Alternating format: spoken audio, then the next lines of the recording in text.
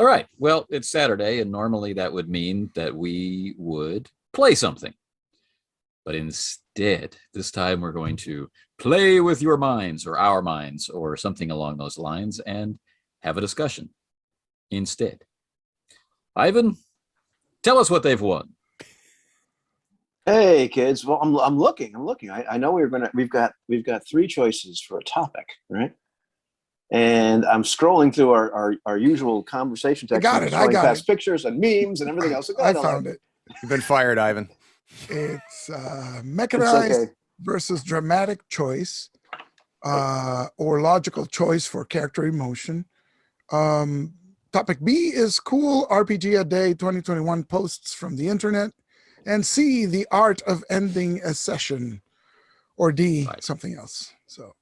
And there was interest in the art of the ending the session one, and there had been interest about the, where does emotion come from in play during our talk about Pendragon and games in that lineage. Yeah. So what do we think? I'm good with A or C because I haven't read many RPG a day posts. So go on a limb and say, Anthony, you've got a polyhedral somewhere close with an arm's reach. Yes. Why don't, in true RPG a day fashion, why don't you roll a die and decide whether we start with A or C? D2. All right. So we're choosing between A and C. C. Right. Yeah. So we've got two choices, which means I'd have to use an even-sided die. It's really boring. I'm holding a D5 in my hand. I got a D9 here. And you guys want to do, it's either this one or this one. It's just for a reroll, right? Because you're going to roll 5 so that you have to reroll. Yeah, I guess. So we will use the new model D4. Ooh, interesting. Ooh. Blunt corners? Yeah, it's not a caltrop. It's a tool for random determination. And it's 1 to 2 blue. A, 3 to 4 not A. Yeah. Yeah. Okay. Go for it. 2. So A. Mechanized versus dramatic choice and logical choice for character emotion. Yeah. So you want to put that in context of start out with Pendragon then? Well, I guess I probably should, because that's probably coming from my discussions on Pendragon lately. I'm in the process of reading it, so I haven't finished reading the rules, right? But Pendragon presents an interesting situation for play in which there's a couple of factors that make one have this question, right? One is that you are in Pendragon actually playing a lineage of characters, so you are expected throughout the length of the campaign to play more than one character, and they're all related to the same family. Some people have actually described this as your real character is your manor house and the family that owns that house, because your characters are expected to die either in combat or of old age, and heirs are supposed to show up and pick up play, either your sons or your daughters or your cousins or nephews, or somebody shows up belonging to this extended family and continues play. Meaning that for a average Pendragon campaign, you're playing at least 2, 3, 4, 5 characters, who knows? And the other factor being that the characters are described by a series of traits which correspond to virtues and vices, right? As described, I guess, in, Catholic type of Christian faith, right? Where everything is, gluttony and, abstinence, or cowardice or valor. And so this tool is provided, and it can be used in a couple of ways. One is to say, look at the number and figure, well, it's a high score in valor, so it would be rare for this guy to show cowardice in the face of insurmountable odds, right? It's uncharacteristic, but it's also a place where you can roll and determine if you really do the expected thing, or maybe you don't roll correctly, right? Even though you have a very high score, you wind up rolling a different number, and it's like, no, you do the opposite thing. And so this raises the question of, do you do the expected dramatic thing, where I feel like the character would behave this way in this given situation, or do you offload that to a set of dice? And this is compounded by the fact that, being Pendragon,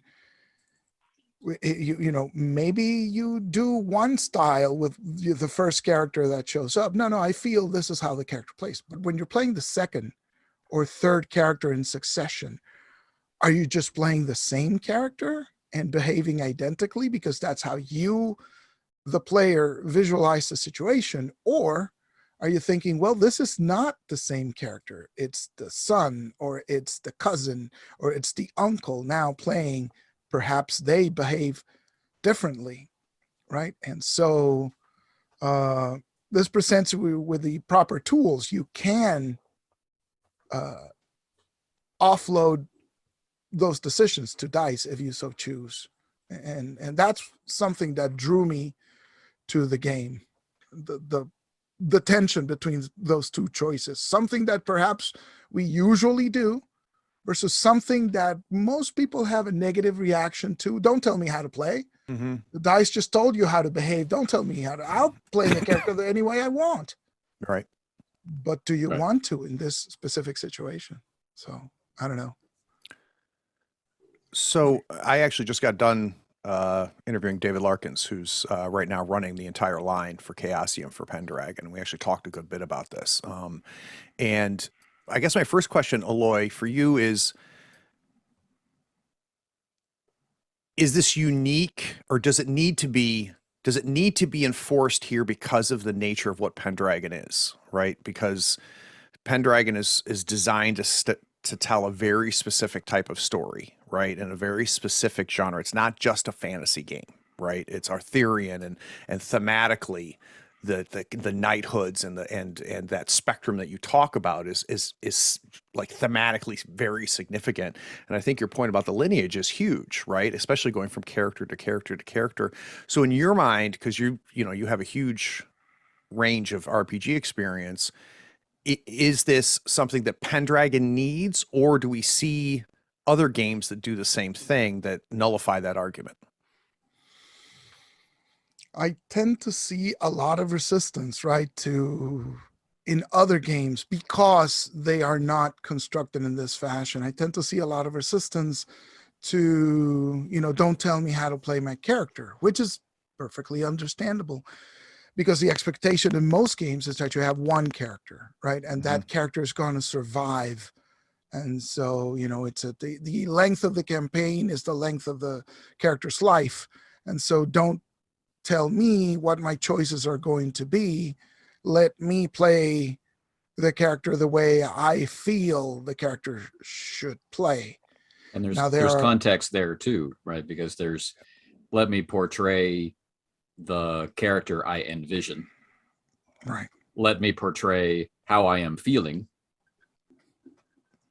Or let me portray what I think is the best decision in this moment for whatever the goal is, to be the perfect knight, or to throw a wrench into the this boring evening, or Right. to calm down this overly. I mean, there's so many Leroy different Jenkins.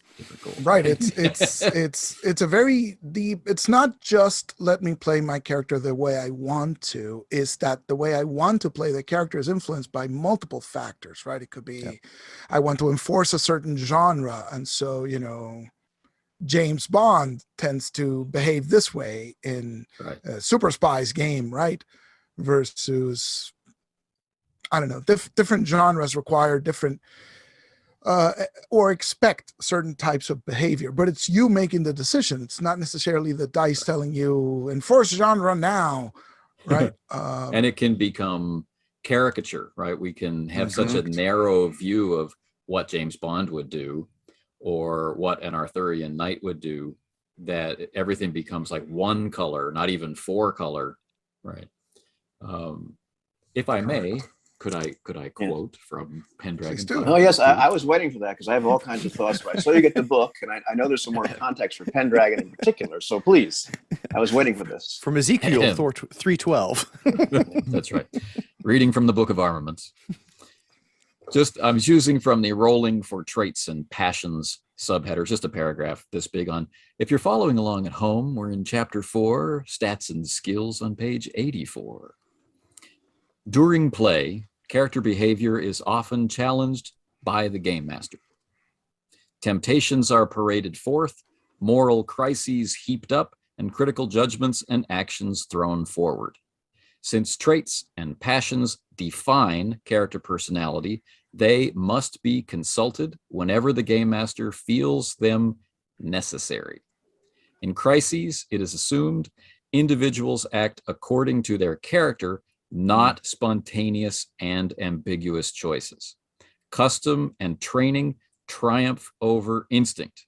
Nice. Players may not want their characters to do something dictated by a die roll, but free choice is not always possible. That's Now, worded really well. Yeah. There's more to it than that. You can resist what the dice say, but that comes with a game-related consequence. Yeah, cost is a better word than consequence. It's not. It's still cool. But. Yeah. Yeah, it's been a while. Sorry, one last thing. Part of the assumption nowadays is that most modern games expect you to have one character and have the character survive the length of the game. In old school play, where you were expected to die and get a new character, you saw at least a little bit of variation. Some people just played the same guy over and over, right? Oh, he died. Well, his brother shows up and is exactly the same as the other guy, right? But you also saw people going, well, I'm going to try and behave differently with this guy. And you would see attempts at changes in personality. So just wanted to point that out. It's a couple of assumptions. Ivan. Yeah, thank you. Thank you, Lloyd. I feel like we're in a newscast now. Thank you, Howard. This just in. Well, it's been a while since I read Pendragon, but it seemed like, if I recall correctly, there was that's a whole mechanized thing, like you said, regarding like the traits and what have you. But it seemed like some of them were kind of pointed at each other or warring, with each other. So you might have multiple motivations, and so you're rolling to see, do you succumb to lust, or are you going to be more, whatever happens to be. Yeah, it's all opposed pairs. Yeah. Right, opposed pairs. And so that of course is really interesting. And it's a mechanized version of, we played I think our one shot of Leads of Cthulhu, and so the character that I was given had a flaw of being morbid, and obsessed with death and dying and that kind of thing, but also had a motivation of, I think it wasn't loyalty, it was just doing the right thing, whatever the heck it was, duty, I believe it was. And so a couple times I was making decisions where those two things were at loggerheads, and I had to, I had these warring, and that's kind of interesting when you have a game that they're just selected. There's no mechanical thing involved with it. Well, there is to a certain extent, but not. You don't roll dice to see which one you do. Right. But taking those things into account is interesting. So having mechanical thing besides that is of course interesting. And of course, the thing though, like I immediately think of is, we've been doing this for years, but very often we do it on the other side of the metaphorical screen. The reaction roll has been around since before I started playing the games, and that was one of those. It was basically the same thing. Whereas as a game master, it's like, okay, well, rather than deciding what's dramatically appropriate for the goblins to do right now, or what you think would be the most logical thing for them to do right now, okay, well, roll. And you found out what the non-player characters did or thought, or how they reacted to you. You found out, like, if your hireling or henchman, finally said, the heck with this, or going to be loyal. And so it's just applying that same idea to one character. And of course, as a game master, you could certainly have those moments where you're like, oh, I don't want them to do that. I don't want to react that way. And of course, who can say how many times we might have resisted that, because no, the bad guy would never do that. But we'll take it a lot more personally, when it's our character and that's our guy. Yeah. So the thought I have here is, so this is all working under the assumption that the mechanical piece that we're talking about here is sound, right? So I'm ignoring if it's executed poorly by the designer. So we're gonna assume, like Stafford, like it was done well, right? I enjoy as a player, and I enjoy watching players as a GM figure out the roles. And an example I'll use is in my Mothership last night. There was something screwy happens. My scientist sees it and rolls sanity and fails, or no, passes and passes. And then the android rolls sanity and fails. And I really enjoy saying to player A who passed, like, what's going through your head now, right? So I'm forcing the reaction, right? So the dice have said that you cannot piece together what the hell is going on right now. And I enjoy watching the player. I know my character. I know how this character is reacting. How does this piece together? It's kind of like what you were talking, Ivan, just kind of, putting the pieces together, and then watching the android do just the opposite, right? With the failure and trying to do it. And I find that really interesting as a player and as a GM. So when it's done to me, I love it. I'm like, ooh, this is like I can make this work. And I'm okay with that. But I get the agency piece. I can get where people have struggle with agency. It's why a lot of people don't like playing horror. But I enjoy that. It's a prompt and a constraint. Nice. And both of those work. Constraint is always good because creativity faces the blank page problem, right? You can do anything, and then you're just paralyzed. Deer in the headlights. It's like, anything? What do you mean? And so you don't know where to start. But once you're given a constraint, you cannot just blow through this, right? You are affected by it. Yeah. And this is the way you're affected. So now you're limited, and then you're given a prompt, go with this. And so now your mind in this context, and you have this limit, you cannot do this, but you should go in this direction. And so that's exactly what you're describing, Craig, right? I think prompt is a perfect way to put it, because it makes it seem less constraint, right? It says here, it's more, I guess it's defined, right? It's like, here's your space. You got a lot of space in here, but there's a wall here and there's a wall there, and exactly. but it's not here, right? Does that make sense? And yes, it's constraint is not a bad word. It's just it's we could also say define. It's some boundaries, right? It's setting some, defining a space for you to work with is what it's doing. In the same way my fighter can't lift a car. Right. Right. Because my strength is only so high. Right. You're constrained by normal human physics. The passage that I read out talked about training, right? Culture and training overcome your instinct, your base instinct, right? So you see something and you have your emotional reaction. The player gets to experience that because they have emotional reactions too. The dice hit the table, and the dice are telling you what culture and training are expecting of you. And if you want to make a different decision in Pendragon, then you are going against your cultural norms and your training. And you got that training so that you would be a knight. And if you don't act like a knight, you are not a knight. And this is really kind of interesting, right? Should we go through the pairs to just talk about what these limitations can be? Sure. I find in games it's usually something smaller, like your archetype is soldier, or your archetype is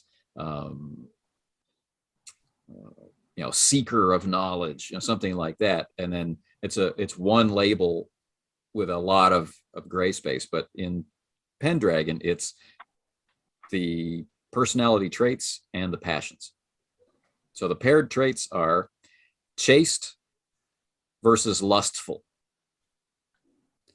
energetic versus lazy, forgiving versus vengeful, generous versus selfish, honest versus deceitful, just versus arbitrary, merciful versus cruel, modest versus proud, prudent versus reckless, spiritual versus worldly, temperate versus indulgent, trusting versus suspicious, and valorous versus cowardly. And those are opposed on a value of 20. You've got some number inside of 20 on one side and the remainder on the other. So 13 and 7 or 10 and 10 or something like that. I'm feeling personally attacked here. Is this an intervention? Or was this all subtle? Go on. Are you feeling like you're all on one side? No.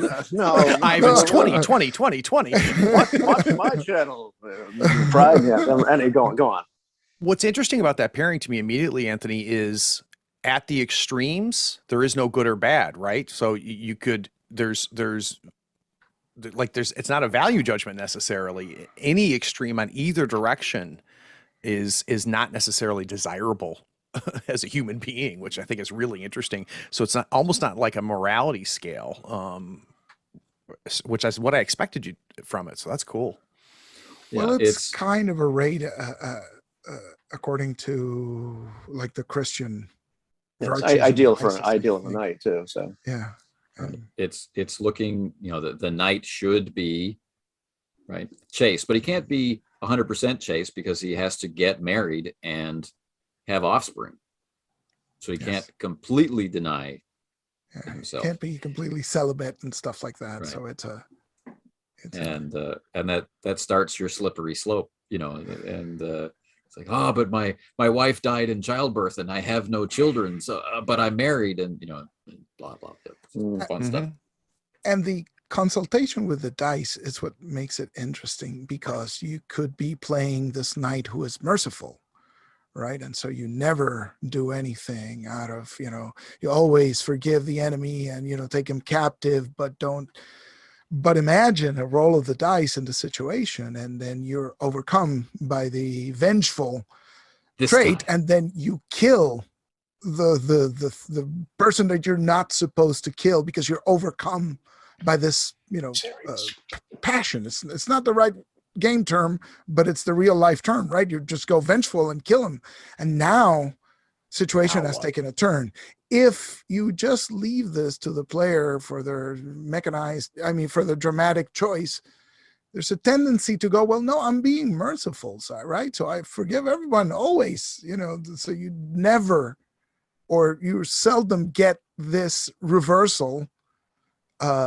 There's no such thing as being overwhelmed by passion in regular play if you don't invoke the dice. You'll always be thinking and making a decision based on what you wrote on your character sheet, on the type of guy you want to portray. And so it tends to be a one-note portrayal. Right. And every once in a while, even though it's a long shot, it's good to just go the other way. And now things are complicated. Right? You shouldn't have killed that guy. Everybody's looking at you when you kill that guy, right? So it's like, there's another factor that comes into about authenticity. Like, you might be sitting there quite quiet in the moment, and it strikes you that, this time I'm not going to be meek and merciful. Like this particular NPC has been driving me nuts from the beginning of the campaign with how vile he is, and I know secrets about this character that the other players don't know.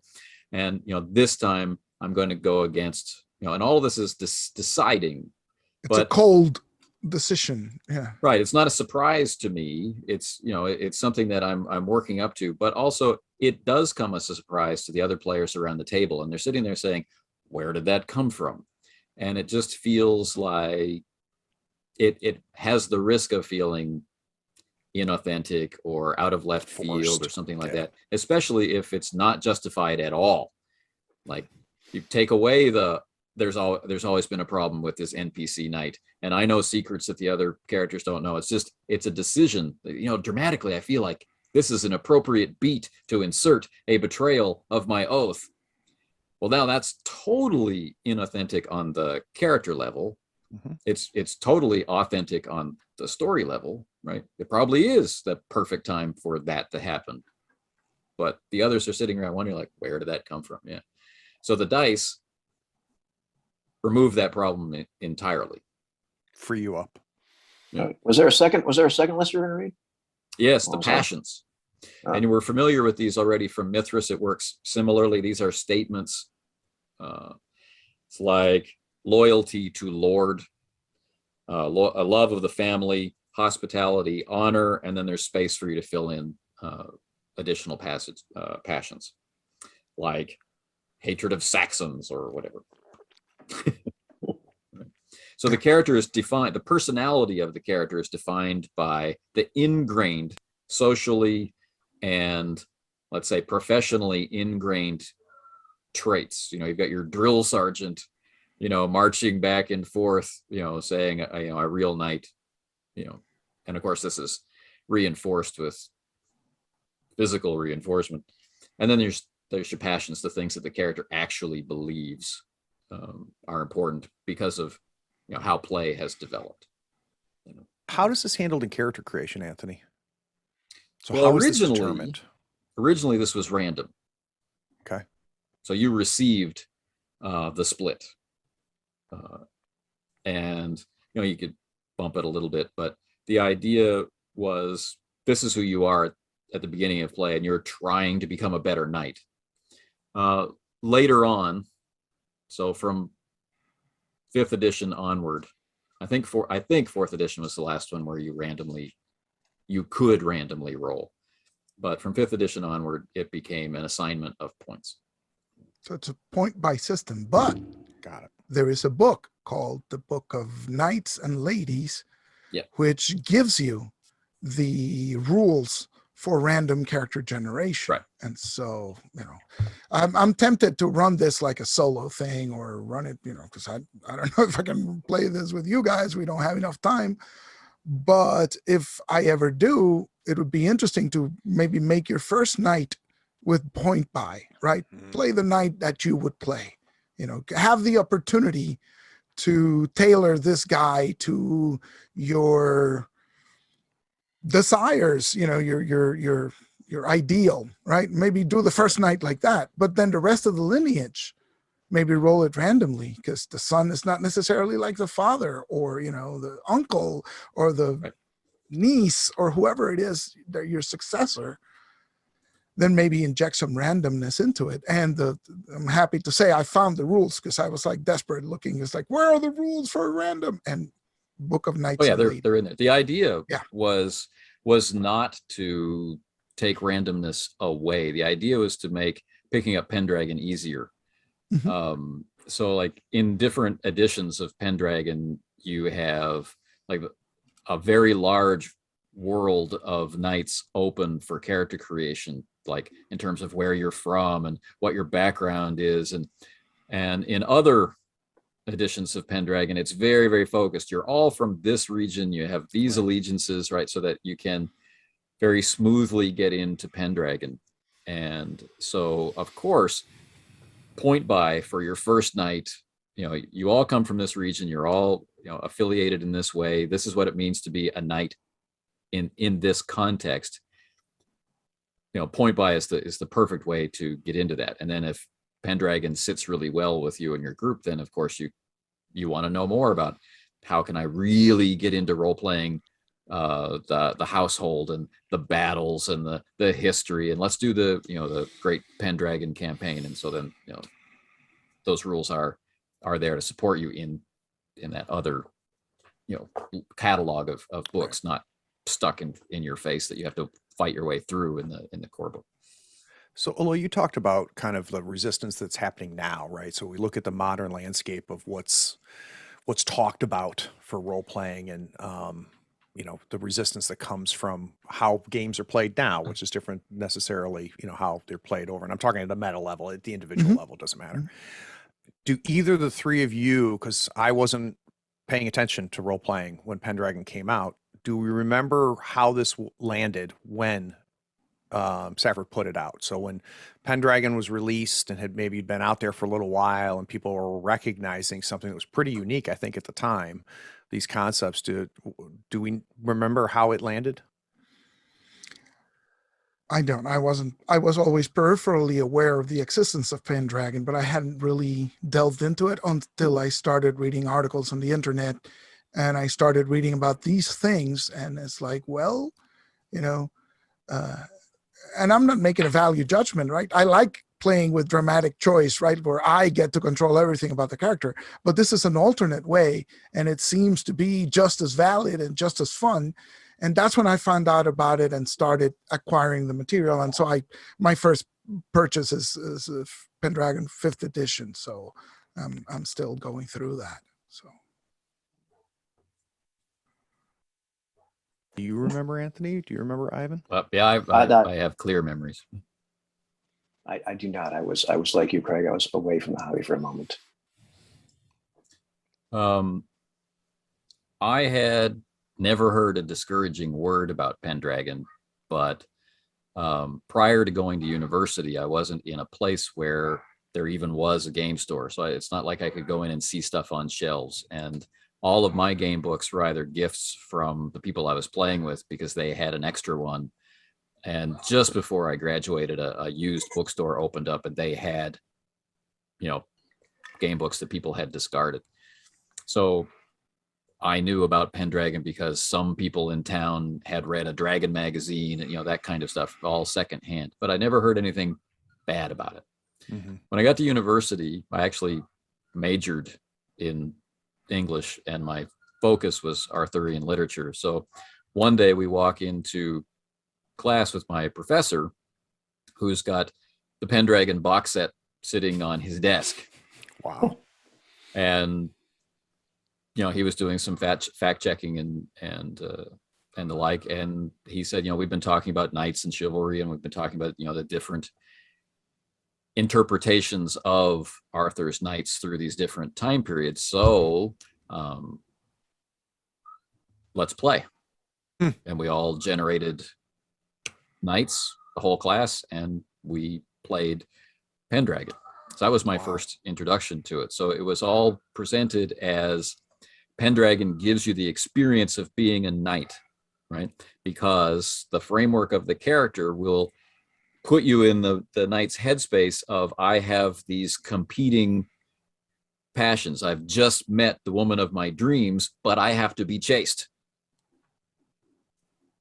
Or whatever, right? And she's betrothed to my worst enemy. And I must be forgiving, and so it was presented to me in a really positive way. But when I in turn presented it to other people, the reaction is what Eloy was saying. It's like, this is invade. People didn't talk about this is, riding over my agency, or this is taking something away from me, but they felt like this was so alien to how they had played before that why was it necessary? I don't need it. Why is it necessary? It was nothing about what does it do? How does it do it? We don't need that. It's not necessary. I've never needed it before. It was just that reaction to change, And to give them credit, we had lived through the original Coke, new Coke, classic Coke fiasco. So we were all still a little scarred, I think. True. Yeah, I can imagine. Well, content warning. Sorry for those of you who have suffered. I didn't mean to just drop that memory on you. So to build off of that, Anthony, do you remember a situation where you presented it to a player? The player is like, no, this is BS. I don't like this. I don't like this. But they gave it a shot. And did it change after play? Yeah. I mean, but not that we would go on and continue playing Pendragon as a campaign with that group where doubts had been raised from the beginning. It's like, yeah, it was a good time. It was fun. I really liked it. I like this character, but the characters are fragile. The idea is to go through the winter phase, and the characters age, the characters change, the characters have offspring, and people get attached to their characters. Now, I've always been into games where not only do your skills improve, but if you neglect them, they decline. You know, I kind of have that Just like in real life. predisposition. Oh yeah, tell me Yeah. about it, man. I wasn't playing for a while, man. I was doing some gigs a while ago. I went, oh man, these things. Why are the strings so big? And you know, whenever we play Age of Rebellion, and you decide to wipe out the Destiny pool. Yeah. Oh well, yeah, but it's because I don't know. Yeah. And my fingers aren't quite as accurate as they used to be. But that's the idea. So I mean, it had always appealed to me anyway. But I could have just as easily been the guy who says, we don't need that, right? It's not necessary, or it doesn't have enough mechanical bite, or it has too much mechanical bite. I mean, it's just a difference of perspective. Which, Ivan, I want to talk to you for a moment. We played The Veil. We did. Which, instead of having, let's say, normal Powered by the Apocalypse traits, the die pools that we were building were described as your emotional state. Right. But we had complete control over our emotional state with only one caveat, right? So if we kept drawing on the same emotion, then the game mechanics, it was called a spike. It nailed you into that emotion, and you would have to do something else to get out of that emotional state. But I find it's a very good counterpoint to how Pendragon approaches this kind of. Yeah, this is completely almost on the opposite end of the spectrum, where you decided, what emotional state am I in? And it could be a very meta decision, because you had, just like various PbtA games, they have, plus this or minus that to them. And so there's those moments where it's, you think to yourself, well, it's really advantageous for me right now to be sad, because when I'm sad, I get I get a +3 on my die roll, Yeah. And, but I can't use it too much. So is it worth it at this point to be sad? So it was interesting to kind of, we had, you can go watch and you had this moment like, well, I think right now I'm mad. And it was this weird decision between, well, what would the character be right now? Or what are they right now? Because you start feeling their emotions to a certain extent, or you kind of put yourself in that position, but you're like, well, I don't know, maybe they're sad, but it was an odd experience, but it certainly was a different way of approaching something like that. I found that it was intrusive is a wrong word, but as people could find, a die roll being intrusive, choosing your emotional state based on that was unusual. I wouldn't say I didn't like it, but it was jarring in a different way, and but it was definitely an interesting way to an interesting mechanic to have in the game, and it kept you aware of the emotional state of the character, or it kind of, I think I'm always kind of aware of the emotional state of the character, but it made the decision or your emotion more upfront and center. And, you're kind of stating it to the other players as well, right now. So you're not describing it so much as you're literally saying, declaring, I am angry, or I am feeling helpless, or, whatever it happens to be. And that was interesting. It's funny though, as I'm listening to all this, I just thought right now, Broken Compass, those conditions you end up getting where you start to feel broken, or you start to feel confident or not confident. So there's lots of games that have those mechanical things built in, where you don't necessarily need to act, discouraged, but let me tell you, you're discouraged, and that's going to give you, if you don't want to act that way, this die pool, the dice are still going to give you discouragement, because you're not going to have very many of them anymore. Which is also clever, because you might feel one way, but you don't necessarily present the feeling outwardly, right? So you're discouraged, but you don't let other people catch on to the fact that you're discouraged, but you're still feeling. Yeah, your performance will let them know. Yes. But taking this on a broader level, though, I'm thinking, because it's not just Pendragon. I mean, Pendragon has something that's put down really well in black and white, as do The Veil has something interesting in black and white. Broken Compass has that little part. Various games have something written down. But those, I think to me, it goes back. It's not a new phenomenon, or that like, how do I make a decision? What do I do? And I remember the moment in Circle of Hands, where Ingolf is up in the keep with the chieftain or whatever, and it's a hopeless situation. And there's that moment. Well, do I declare? Throw the goblet through the stained glass window and challenge him to a duel, which would have been very dramatic. It would have been great for a story. As a spectator, / creator, that would have been a great moment. Dramatic. However, from the perspective of the character, that would be very stupid. Like, this would accomplish absolutely nothing. He was there to accomplish something, not to be, go down in a blaze of glory. And there was other traits of his personality that were determined at character generation, which just didn't fit with that kind of moment. But it's cool that the game, gives you, those prompts. But to me, a lot of this boils down to a prompt. How do I make a decision? Or what do the dice, or what does the mechanics of the game tell me in one way, shape, or form? It's not too different from like a perception roll, or the roles of were you able to do a good investigation? It's like, I can't believe it. Like, I just failed. So now you have to portray the character who doesn't notice something. It doesn't, even though they're normally very observant, or fails at an investigation, or just isn't able to piece things together. And so it gives you this prompt now. Okay, well, now you're going to play the character in this manner, because they've,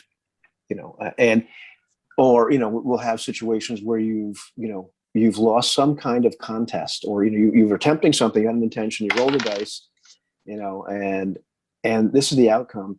And we've all seen, and may have been in this situation, but we've all seen players fight against that.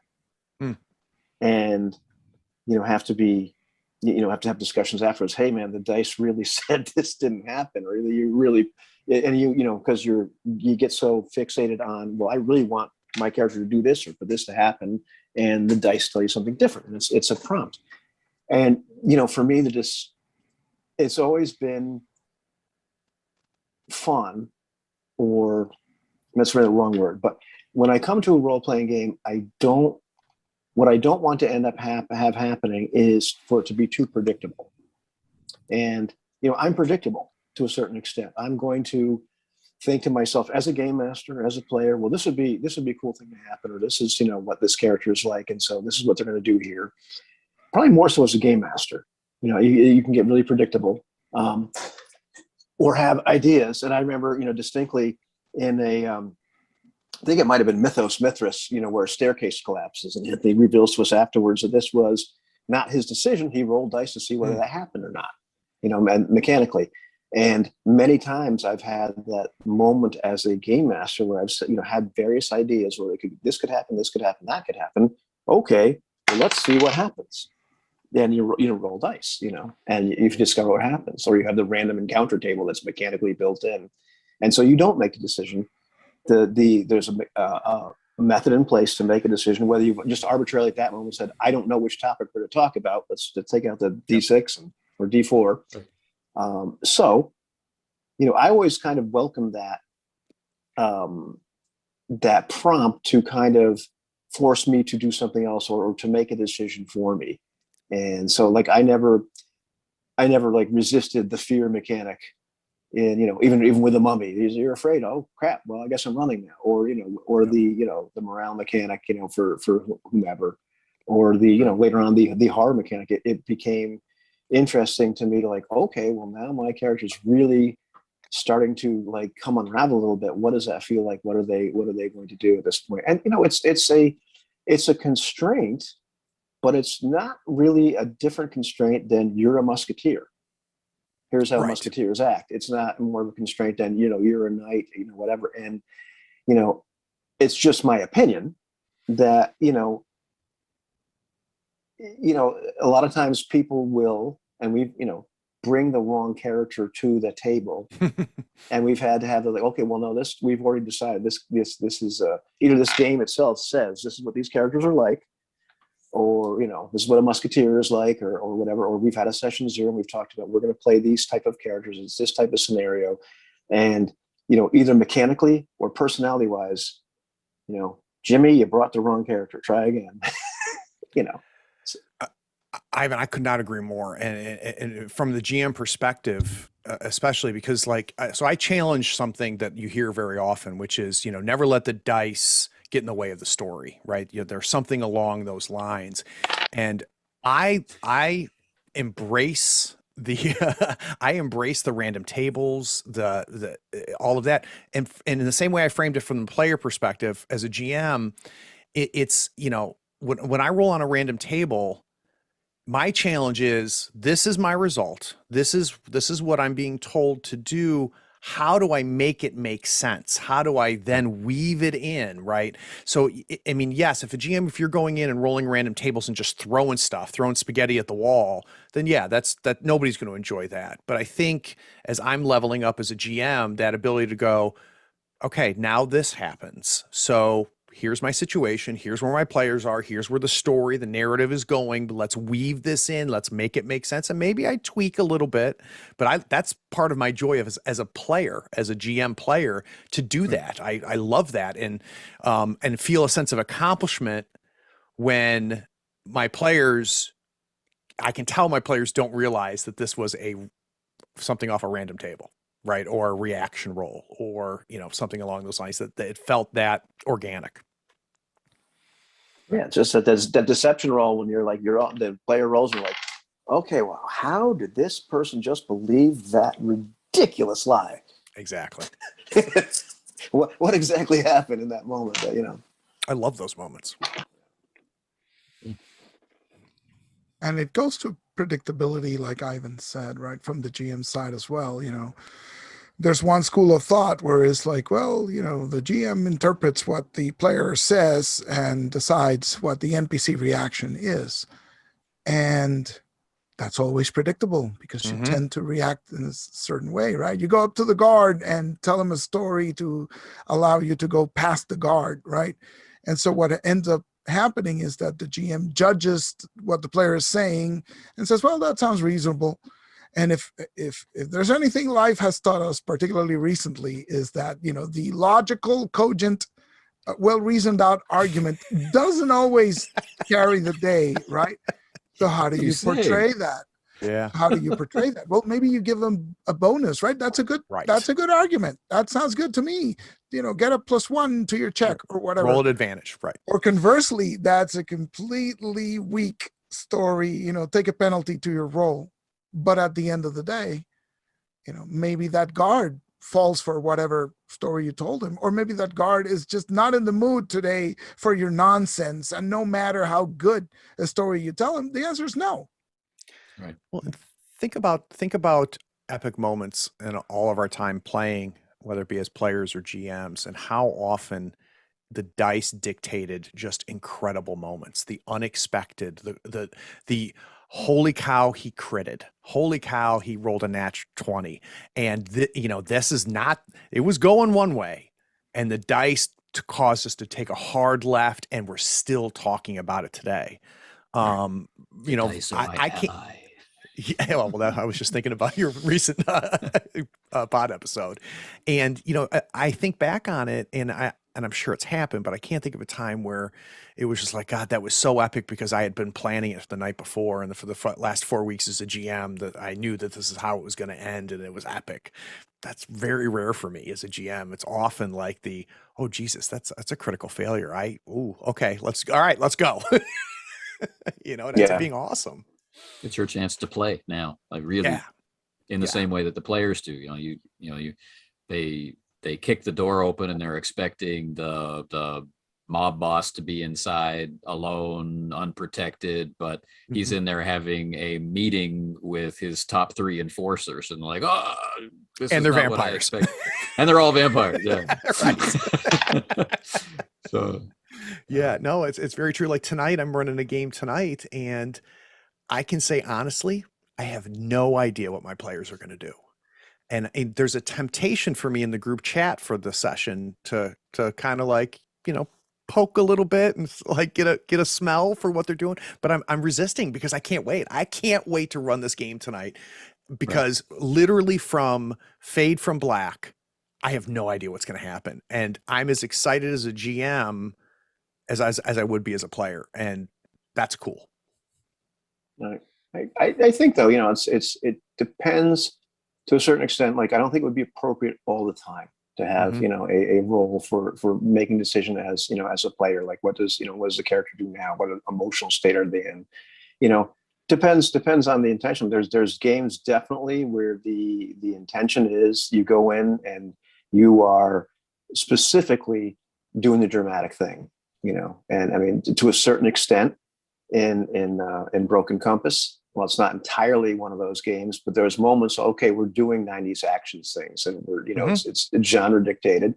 And so there's a little bit of a meta thing going on there where you're like, okay, this is going to be pretty dramatic. And this would be a great line for this character to say right now, because this is very, it's just very appropriate. Are you still mad about Lisbon, or, whatever happens to be, right? There's plenty of other games where I really, like being in character, figuring this person out, you're making decisions from that level.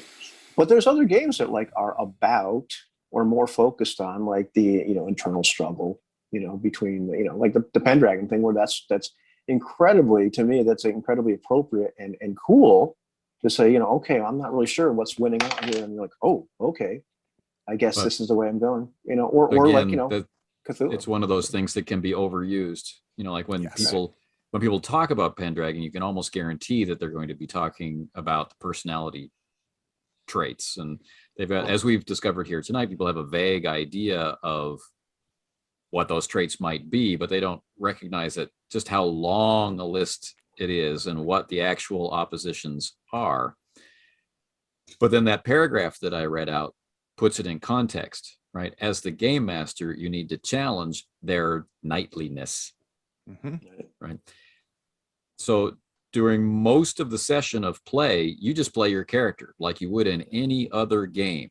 But because it's Pendragon, instead of because it's 90s action, or because it's 1920s horror, or because it's cosmic horror, it's because it's Pendragon, you will be tempted. You will have, you will come across corruption. You will, be challenged as a knight. Well, and I think there's actually something we should say out loud here, because I think there's a subtext that we're all thinking, and if I'm wrong, correct me. And that is, all of us have I think, an understanding of not using dice as a fallback or as a crutch, right? So I think there's a certain understanding that we only invoke the dice when it's going to be interesting, or when this is possible, versus like, one things that I'm learning as a GM is saying to a player, I want to log into that computer and try to find these files. And I go, I look at their computer skill and it's super high, right? And it wouldn't be interesting for them not to get to the files. So I'm getting much more comfortable saying, yeah, you're good at this. So yeah, you go in, and the player's like, oh, I don't need to roll. It's like, no, you're making him cry. I know, but do you understand what I'm saying though? Versus the, and I've seen this with GMs, and it's frustrating for me as a player to be that, where they're constantly, we'll roll this, roll that, roll this, roll this. And it's like, well, let's have at least a little bit of judgment about when we invoke the dice. But if you're going to then not use the dice for every single thing, using your left foot to step forward, your right foot to step forward. If you're going to say, I'm going to put some constraints on when the dice are evoked, then allow the dice to do their job. Does that make sense? Yes. Yeah. That's that's a right there, huge component, I would say, or a huge discipline skill that a game master needs to learn. And how it applies in different systems. The general principle being, don't roll unless there's an interesting consequence.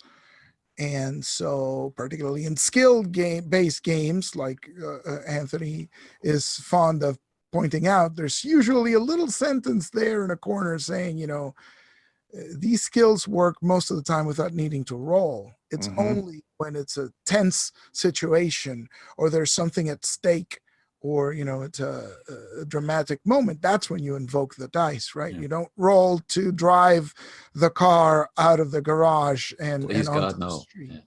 You But there only is roll it. something. Go ahead. There is something else in that. What Craig was mentioning is like, I looked at his computer skill and I saw it super high, so it doesn't make sense to roll in this context. I should only roll in something that would actually be difficult for that guy, which is another player at the table confirming or recognizing who your character is, right? So it's not, that character doesn't just exist in here and it's just a vague concept outside. Someone else understands what your character can do and what would be easy for them. So if they're a knight, you're not going to roll chased every time a serving wench walks by, right? You're going to roll chased when it matters, and people listening to how you play and what you talked about and the way you reacted during whatever courtly romantic scenes have played out in the campaign, then the game master is going to create that situation where suddenly chaste matters this time to your character, that kind of thing. That's really reaffirming, and that makes you get that sense that your character is noticed. Yeah.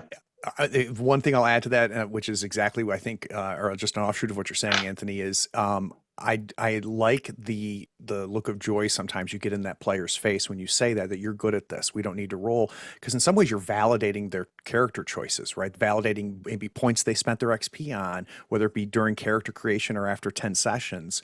And yeah, that recognition of I see you, and I see your character, and I see your choices, and I'm going to reward them, in its own way. So I love that. Yep. Making me feel all warm and fuzzy now. Hey, that's how I am. So one other thing, and I think it ties together to what we're talking about making decisions about when to roll, when not to roll, and learning to control that and arbitrate that is, sometimes we see the spectrum presented to us between, and I'm going to use this as an example, but obviously it's more universal, but Call of Cthulhu to Trail of Cthulhu, right? So Call of Cthulhu versus Gumshoe, and I'm starting to, as I'm exploring Gumshoe, being very familiar with Call of Cthulhu, I'm starting to question that spectrum and question whether they're really as opposed as some present it, because I'm finding that by playing some Gumshoe now, I already can tell that it's changing how I would run Cthulhu or other games, right? And credit to Laws on the Gumshoe piece, that forces you, right, to not roll. Right, the way that the Gumshoe is done, but that doesn't mean that the opposite side of that is you have to roll every time in Call of Cthulhu. Does that make sense? Yeah, Call of Cthulhu tells you don't roll every time, right? But people just kind of ignore, glaze over. That's what Eloy was talking about before. That's that one sentence, like sit in the corner. The one way to guarantee your players are going to do something is to tell them in the rules not to.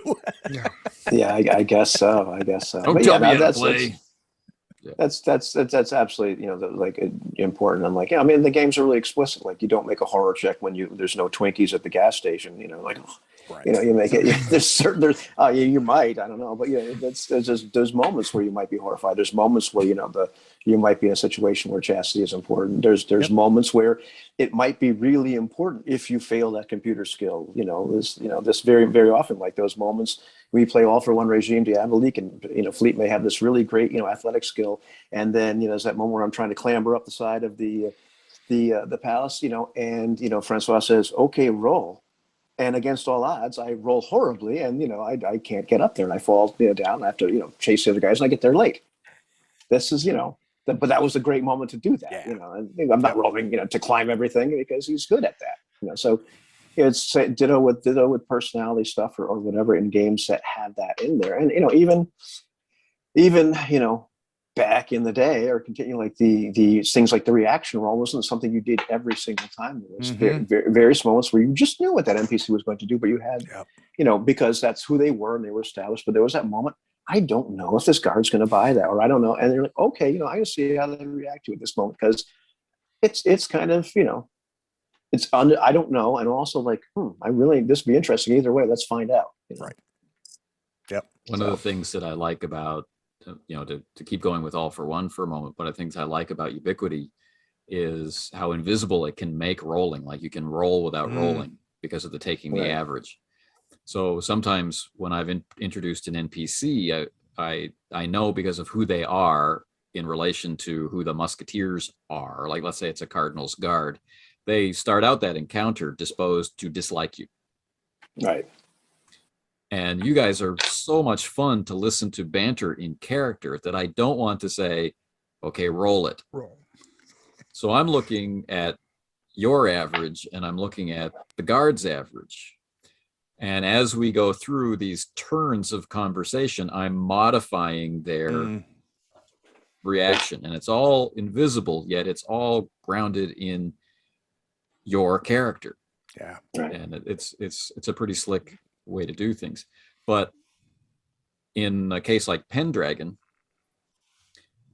one of the things that I found is that I really want that role to be explicit. I want that role to be called for. Like I want the game master to call for the role. I want the player to have that experience on the player level of being called up short. Right. So you're at the banquet and the insults are starting to fly, the taunts are starting to fly, and maybe there's going to be a duel or something or a special showdown at the tournament coming up, or it's your enemy and you're at the banquet and the laws of hospitality apply, but do you break those, right? Which is like a huge no, but there's a chance that you'll be overcome by these, passions, I think, or and then you go vengeful or something and lose control, kill the guy right here, right now. What happens now? And being judicial and having that control about invoking when to invoke the dice makes when it happens a bigger deal. And that's also exciting because I think some of my favorite moments in role playing are you need to roll and the roll happens, that period of time of uncertainty. And if you've invoked the dice at the right moment, if you're not invoking the dice every 3 minutes, you can create that 2 seconds where everybody, the person rolling, the other players, the GM is like, all right, you need to roll deception. And everybody's like, oh. We're just looking at the roll because it's like, oh my God. Yeah, exactly. Exactly. Those are just great moments. Yeah, that happens with the kids at the library. They did some deception just the other day, and he said something. I'm like, okay, we have to roll. And all of a sudden they're like, oh. That's the best, though. That's the best. That's why we do this. That's why I do this. I'm not going to speak for you, but yeah. Right. It's don't I have phenomenal. A bonus to this? It's so great. No, as a matter of fact, you don't like it. Actually, no, you have -1 to your charisma there, Bob. Okay, God. Whatever happens to be. Those are great moments. And that's the great moment that it's followed by the one you said, Aloy, which is everybody, the die is rolling and everybody at the table leans forward. And it's all in slow motion and everybody's. And we get that in Star Wars all the time. We get to lean. That's one of those moments we get to lean forward and look at that. Look at that's baked the dice, in, right? The dice spot. Yeah, that's a communal dice pool, and that's fantastic. And those moments, some of our games, in Star Wars, where we've just had those. To me, the epic moments for us have been the failure. I was like, I can't believe this. How this is going to hell, and I lie. Think about Ivan. You and I had so much fun with that scene, with me with the Jawas and you on the ship, and the rolls just went left and right on us, and we ended up with just an amazing moment between our characters, and it was because the beauty of Little's narrative dice system, and also experience, right? Because I think the other thing that is kind of unsaid here is you're playing with the right people and you have the right buy-in, right? That's in the same way everything has to be mechanically sound too. That's a given as well. Yeah, but I mean that's a good contrast to let's say the resistance to a game that has a role where you just determine which one of your passions or did you become chaste or not, because Max is a very competent character, as far as combat and physicality and all this kind of stuff. And he just rolled terribly. And so you've got that moment where you're now being told that you're being told how to play your character to a certain extent because you've you've failed your chastity roll, but except that this time you failed your anti-slapstick roll, and so now you are you're in trouble. You're not Rambo. You are like just slipping on banana peels here and getting beat up by little guys. Well, and this is a credit to you, Eloy, because what was great about that is, Ivan, you're right? Max should be able to handle a room full of Jawas, right? Because of who he is and the character that I built. And I failed that role. And instead of Eloy presenting Max as incompetent, Right. Eloy created a situation where he didn't change my character. The environment changed. There was still a failure, but it's not because Max was incompetent. It's because of the circumstances around that. Right. And that's a credit, to your GMing, Eloy, to not just go, he slipped on a banana peel. Right. Exactly. Believable failure. Yeah. Right. Big lesson in GMing that, we want to learn is maintain tone, right? If you want a serious game, don't devolve into slapstick. That's one. And the other was don't humiliate the player, right? Failure does not mean humiliation. And so things just don't work out. You can inject a little bit of humor, but be careful with it, because then it becomes Three Stooges, and that's not exactly what you want. Exactly. But I also wanted to mention, I think this sort of encapsulates a lot of this, because Craig asked earlier, if Anthony has had any experiences with the players suddenly converting and accepting the system, right? They were reluctant. I think part of the deal here is embracing the game, right? Because it's not just you failed the chased roll, is, you want the player to embrace the idea that you will go down the prompt, right? So if you do this, don't resist it, just go with it, right? And that's player buy-in. And I think perhaps, if you start out with reluctant players, it's difficult to maintain the campaign, right? Because it's difficult that people will sort of fall into that thing as they go. It's better if you explain this on the bigger picture level. This is why we're doing this. These are the knightly virtues that are getting tested. This one guy is one of your characters, but he's not the entirety of your characters during this journey, right? So your real character is your family, right? It's everybody that's going to come up and face these nightly trials, right? Because everything is a challenge to your knightly virtues. And so I think it's that more, you have to sort of think about the entire game and explain that to the people. And this is why in this game you want to roll the things and go with the results. So that's an important thing. There's games like that. I mean, like when Vampire was new, right? The title of the game is Vampire: The Masquerade, right? But I remember the first groups that I introduced the game to, and their idea of what it would mean to play a vampire versus the reality of what type of vampires the game was representing versus the reality of what their decisions plus my setting plus the dice mechanics would create as the reality of their vampires. They had no way to know. Yeah. Right. So we got some people in the group who are thinking of, Bela Lugosi's Dracula, and some people are thinking of Frank Langella's Dracula, and some people thinking of, just, I don't know, Salem's Lot or something along those lines, but none of those were accurate to what the game presented. And likewise with Pendragon, if you say we're going to talk about Arthurian knights, well, how many of them are going to think about the lock, stock, and two smoking barrels guys version of Arthur, because that's the only Arthur they've seen? And how many are going to think of Excalibur, and how many are going to think of the musical Camelot? And there's that perspective prior to play is so they might be excited about something that doesn't exist in the game, or they might be worried about something that doesn't exist in the game. I'm living and breathing that right now, because previous in my old times, in the old days, I only played with friends. I only played with people that I knew, and it was a group but now with me streaming all of these games, I have new players all of the time. Not necessarily new players to role playing, but new players to me. And a lot of times they're playing games they've never played before. And I am quickly learning how important the conversations before we start are about expectations. And I'm really doing it now because I'm doing a bunch of horror games now. It's even more so.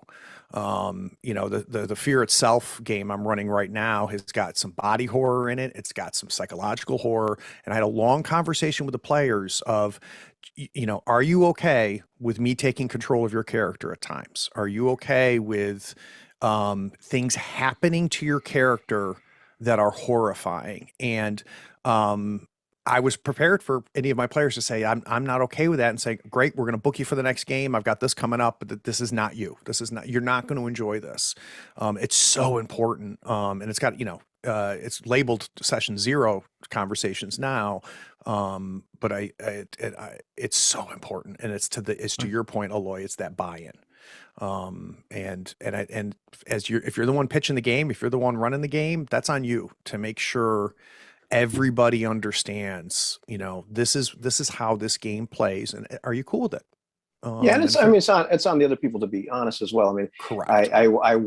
We watched a session 0 of a game which shall not be named and players which shall not be named, and it was remarkable to watch them not understand the genre, and when they were asked to, okay, well, pitch me your idea, or here's what you want to do, and here's a list of things to choose from, to watch them not pick anything off the list and instead present ideas that came out of God knows where, and watch this whole thing happen and being sort of horrified. What kind of game is this going to be?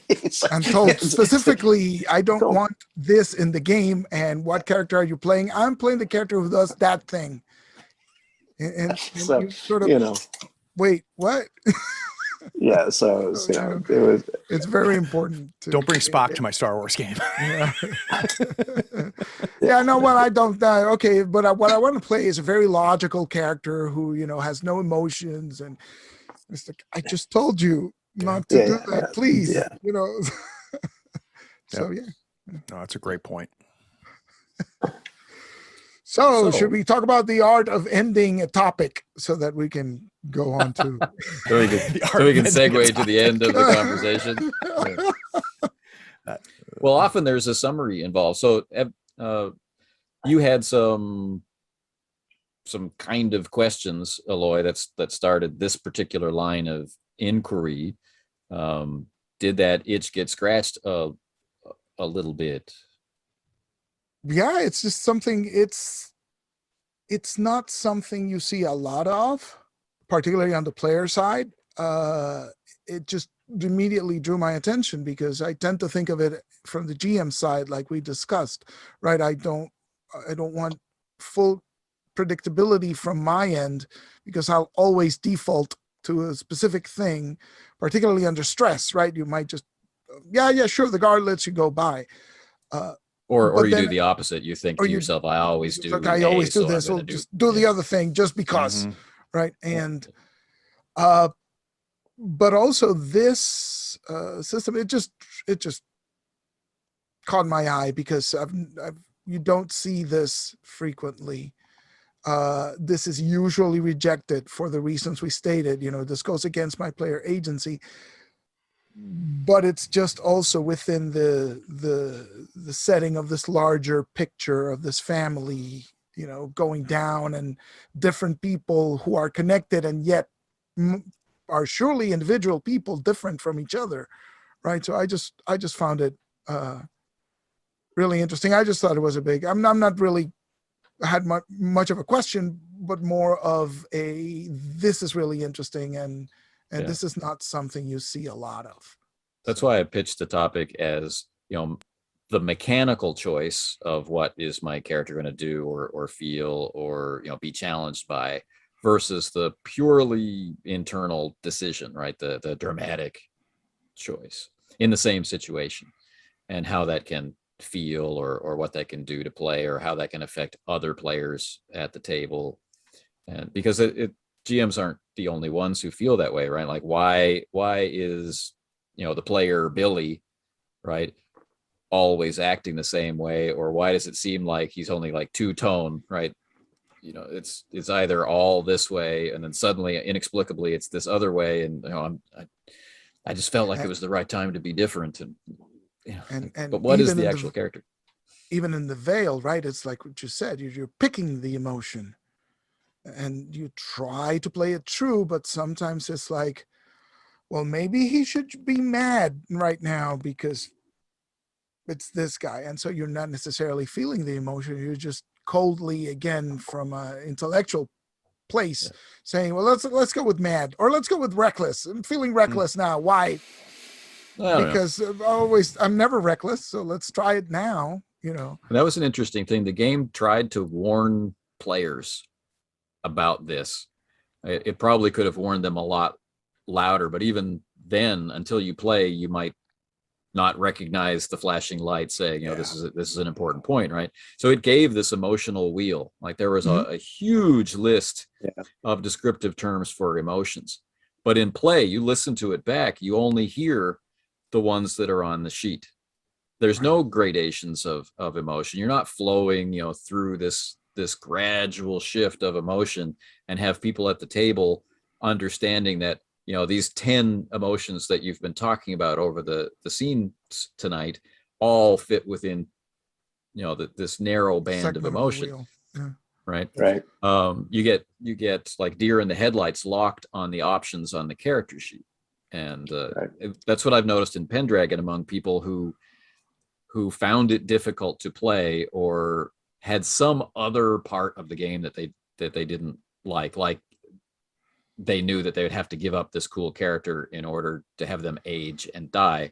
And they didn't like that part. They didn't mind the passions part. They didn't mind the traits part. They hated the dying of old age part. So, there's resistance, and they would either be chaste or they would be lustful.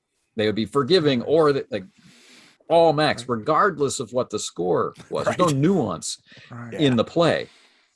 And you have to play a game a while in order to get that feeling. And one of the things that people don't tell you about Pendragon is you don't have to accept the roll of the dice. It's always a choice. But when people talk about Pendragon, they say it's really cool, you got to try it because it tells you how to play your character. But maybe it's one of those things to embrace, right? Because there's two things about Pendragon. One is that you want the prompt. So, don't resist the prompt. If you resist the prompt, you're just playing the same character as always, right? Or you're playing the wrong game. Back to predictable. And number two, it's a game of passions, right? I think there's a point in the book where it says Arthurian literature is all about like these passionate guys following these instincts and things going horribly wrong, right? It's a Lancelot and Guinevere betraying Arthur, and it's stuff like that where it's like this guy's almost perfect, but he has this one thing where it just goes off the rails. But that's the thing too, right? Is that you can resist it either way. Oh, true. Yeah. Right. And your own sense of the character and your own sense of dramatic timing can matter. And so, you can see the player who just doesn't want to go to any extreme, who just wants to play, 10-10 kind of thing. Right. But the other thing is, if you really just want to play a knight the way that you want to play a knight, there's 100 games where you can play a knight. Right. Yep. Right. Exactly. Yep. To me, I find the whole thing really compelling. And like, my experiences with the horror type stuff mostly, but it's easy, not easy, but it's you can get into a point where you can play a character, you can really put on the mantle of that character and feel their emotions, know what they're like. But the one thing that doesn't reproduce is those moments of emotion that come unbidden, and as human beings, we have those moments where like our passions hit us, or we become horrified, or we, these things just show up, and whether we want them to or not, and having the dice tell you at least this is how you're feeling, at least this is shown up, where you don't consciously get to decide how you're feeling as a human being. You know, we, Right. we have those moments, and to have that kind of interjected in there, that's cool, because you then at least have to, it prompts you, well, how do I react to this? You know, like when I misspoke before, Craig, when I was talking about the moment in Star Wars, didn't tell you how to play your character. It told you how to play that scene. Because now here's what's happening. And so like this unfortunate sequence of events with the Jawas, it came unbidden. It shouldn't have happened to Max. This is unusual, but now here it is. Yep. Just like it's unusual for the chaste person to all of a sudden be seized with this moment of lust at this one point. You know, usually have this under wraps, and now here it is. What do I do? And that's just cool. It's so cool. I like that. You know, I like that idea. You know, just like here's the person who usually has their things together and no nonsense, and you know, everything can be explained, and they have this moment of, you know, facing something horrible, and just like, and they have this feeling that's generally don't have. Now, what do I do? You know, Right. that's just a cool defining moment. You know? Yeah. Yeah, it's a cool moment. And I mean, what it really is presenting it in a really real way. It tells you what the scene is like now, but the scene in this case is in the character's head. It's not what's external; it's what's internally going on. And you know, it's not two men bursting through a door shooting.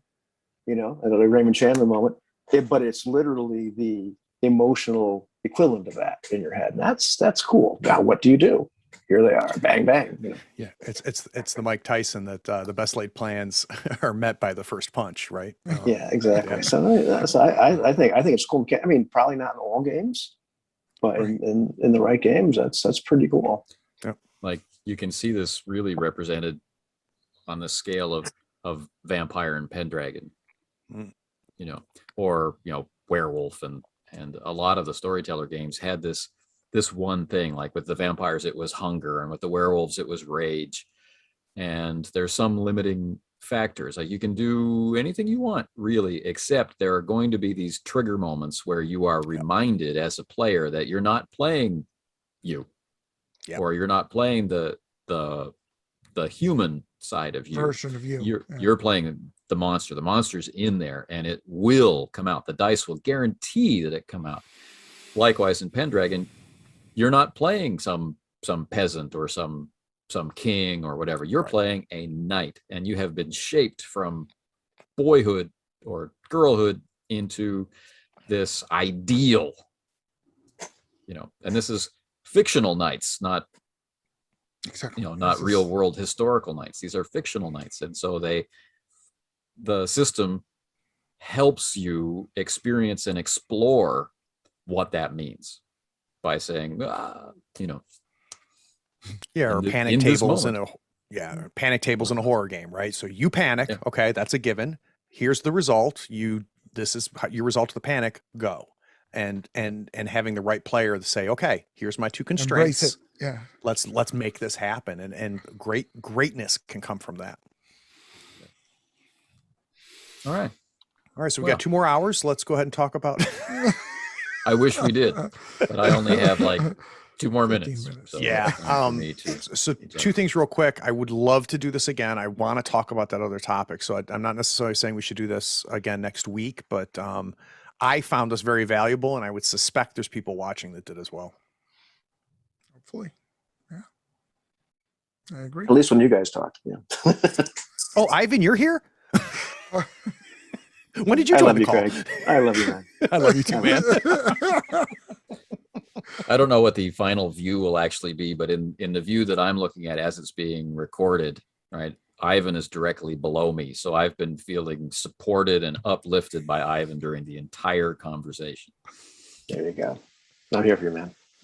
Ivan's got to go like this for the next one. No, I thought it was good stuff. Yeah. All right. Well, thanks for getting up early to chit chat and talk about a truly classic game. I wondered if I would keep going back to the shelf and keep pulling off earlier editions. I've and this is the box set from, but I was spared and only brought off one. Okay. Awesome. Take care, everybody. Cheers. Hi, kids. I could do a mind fake and roll Sickerman dice. You guys know about Sickerman dice? Oh, I think I'm. Oh. It's a blue die and a green die. They are perfectly 2d6 in terms of result. Yes.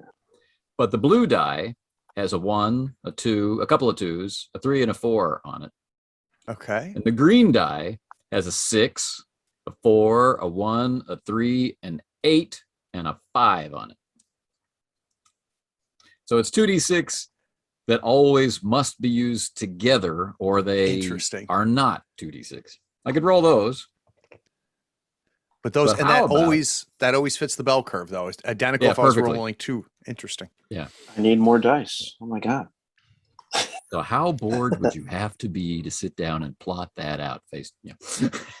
Well, How so about I had doubts about the Ubiquity dice when I bought them. you had When doubts about the Ubiquity? Well, I had doubts about like the blue, the different colors, right? And I got them, and I thought I got the wrong dice. I'm like, you son Oh. of a gun. And then I think it was, you guys that explained it to me. I'm like, oh, okay, that makes sense. 2, and that counts as 3 dice. But then because I was going to be the first one to figure it out, I went back and did the math to make sure it was right instead of just taking it on faith. Like somehow for all of these years, nobody figured out that they were wrong, and I was going to figure it out. So in case you guessed how big my ego is.